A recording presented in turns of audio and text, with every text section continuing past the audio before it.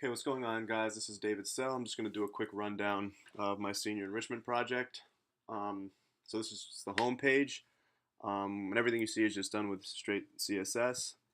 So from here, we have our nav bar. We can navigate to our campuses, where we get a list of all of our campuses. And from here, you can click on an individual campus and see the list of students who are attending this campus.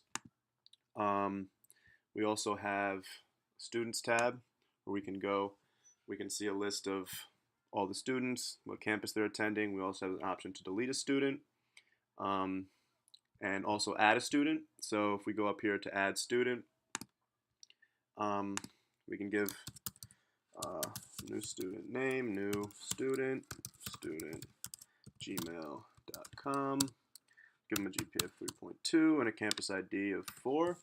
So we add that student, the form will clear, and if we go back to our students table, we can see down here we have new student with ID 4. And we could also delete that student, so go down here, click the little X next to his name. He's gone from our database, gone from our table. We can also, from here, if we click on an individual student, we can get their information and also options to update the student. So if we wanted to update the student, Timothy 2, Kent 2, tkent2@gmail.com. Give him a GPA of 4.0. He's improved this semester. And I don't know what campus he was on before, but through campus 3, that form will clear. And if we go back to students, down here we get a new Timothy Kent 2, campus 3, and still an option to delete. Same as we can add students, update students. We can do the same for campuses.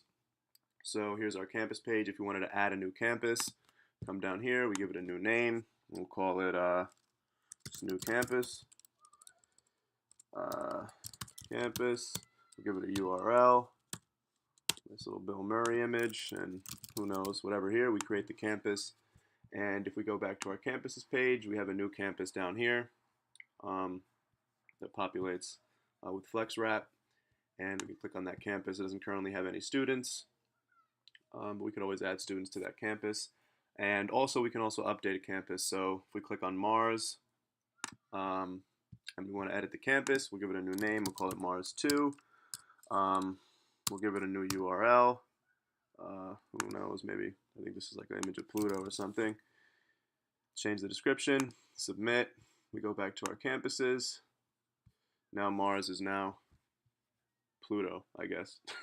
So I think that's about it. Also, of course, we can delete a campus. So if we want to get rid of our new campus here, we just click the delete button, and that campus is gone. So now, a quick look at the code. This is my main page where I'm rendering all my main components. I have my switch statement and my router, and then I have a bunch of components for add campus, add student, component for my all campuses view, where I'm mapping over the campuses, creating elements for that, and my components that have forms in them, I decided to keep the state local because it's just easier to handle the data that way, in my opinion. So here is my handle submit function.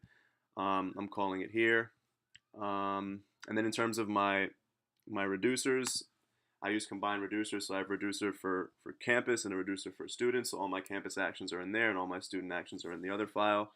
So here's the one for campus. Get campus, add campus, so on and so forth.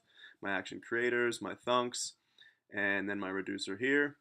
So when I'm deleting or adding a campus, taking the state, adding the new campus. When I'm deleting, I'm finding the campus I want to delete and then splicing that campus out. But I'm also assigning, obviously, and defining a new state so I don't mutate the original state. And very similar for students.